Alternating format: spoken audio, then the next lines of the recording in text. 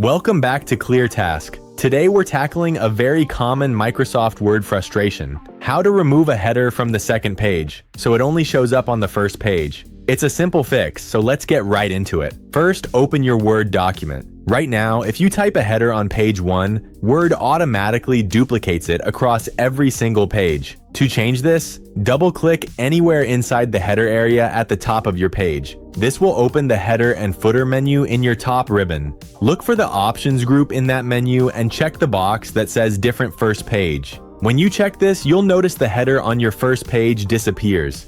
Don't panic, this is exactly what we want. Now scroll down to your second page where your original header is still visible. Highlight the text and press Ctrl+C to copy it. Scroll back up to the first page, click inside the empty header box, and press Ctrl+V to paste it. Finally, go back to your second page one last time, highlight the header text, and press Delete. And that's it. If you double-click back into the main body of your document, you'll see your header is now perfectly locked to the first page only, and the second page is completely clean. If this quick tip saved you some time, hit the like button and subscribe to ClearTask for more straightforward, no-nonsense tutorials. See you in the next one.